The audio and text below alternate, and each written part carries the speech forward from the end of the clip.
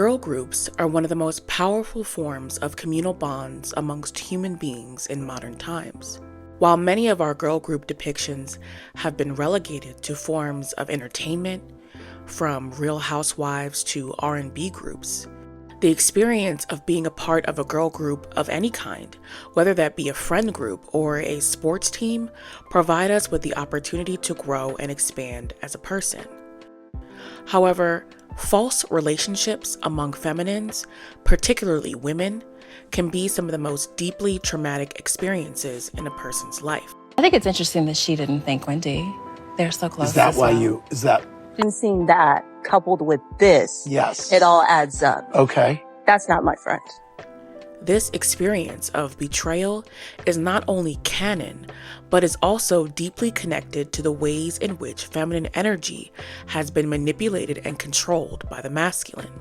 While I can only speak from my perspective as a woman, the notion of sisterhood and friendship is not only inherently feminine, but feels like a requirement amongst women and feminines alike. The concept of girl groups, whether it's a singing group or a depiction in a movie, also feels like an important rite of passage for many feminine souls as our initial role models.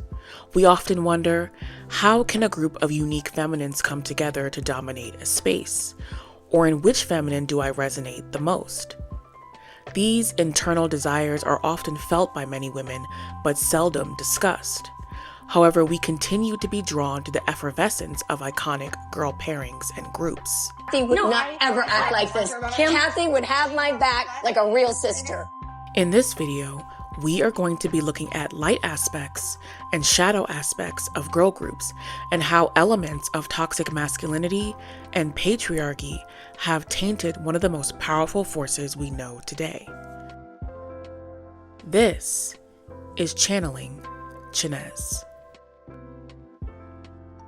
The essence of feminine energy is communal. It exists across the axis of yin and yang, where individualism, personal freedom, and I perspectives are rooted in the masculine. Girl groups remind us what strength in numbers, uniqueness, and differences in ability can look like. To be in touch with a girl group is to connect to different elements of the feminine that exist within ourselves, adding to the multifaceted nature of expression, creativity, and raw passion. No doubt these glamorous young women are accomplished performers.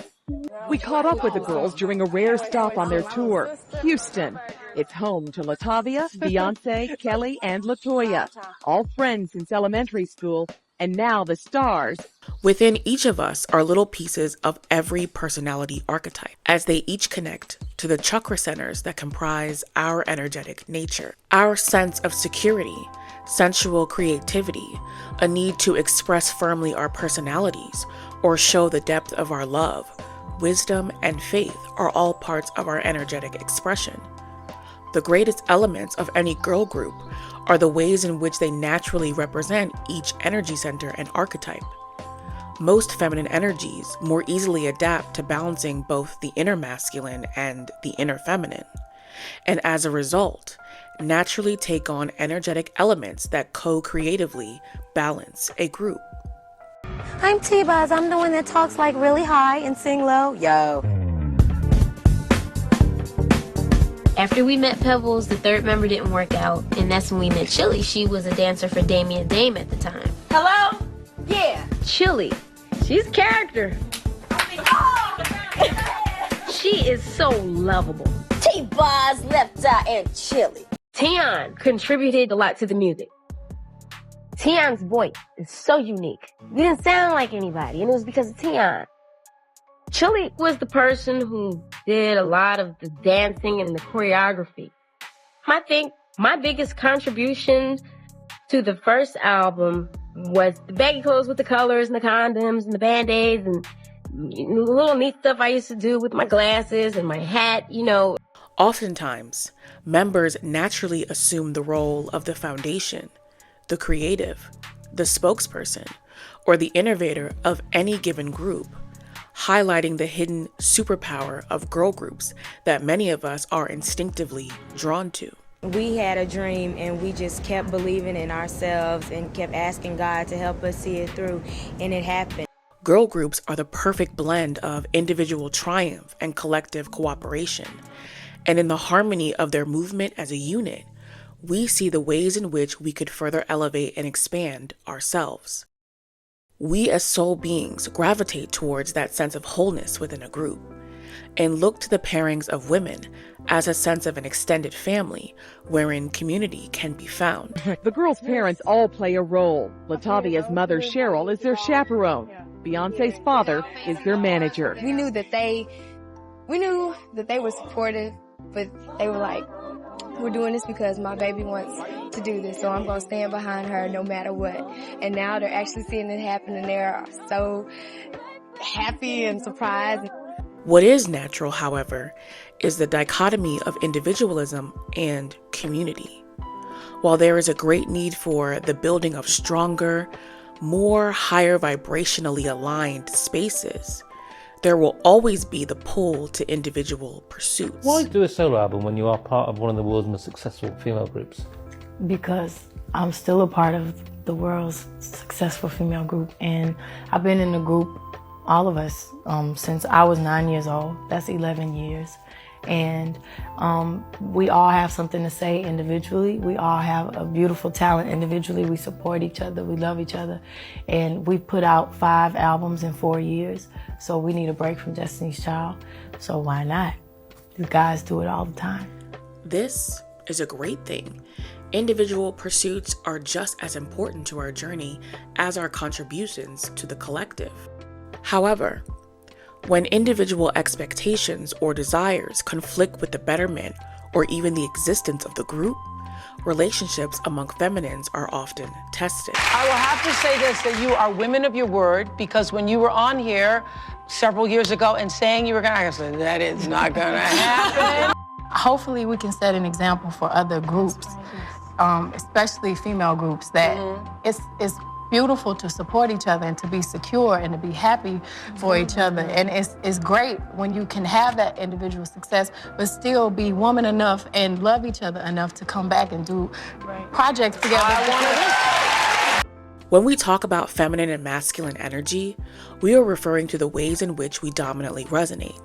While everyone has a balance of feminine and masculine energy internally, our physical experience as embodiments of these energies changes the ways in which we see and interact with the world. And with much of this world heavily ruled by masculine ideals, even the sanctity of the girl group has been tainted by elements of toxic masculinity that seek to perpetuate hierarchies based on one's proximity to masculine approval. It is so hard. Like, I literally, did you see the picture I posted today? And me and Courtney? Everyone thinks like she got her butt done and her hips done and all this stuff. Yeah. I'm like, no, I'm legit 20 pounds heavier. But it's important to me because I like what you are, right? Like, you do realize that you're like one of the hottest.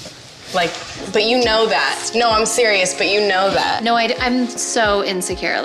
That means that despite the strength that girl groups possess, access to the material world, wealth, status, and many other ego-based or masculine elements can at times outweigh feminine desires like cooperation, creativity, tending and befriending, and ultimately undermine the group.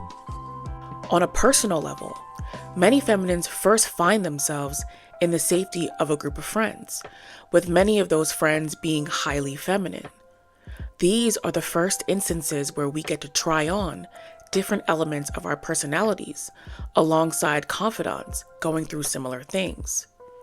However, the intensity of these relationships aren't always highlighted.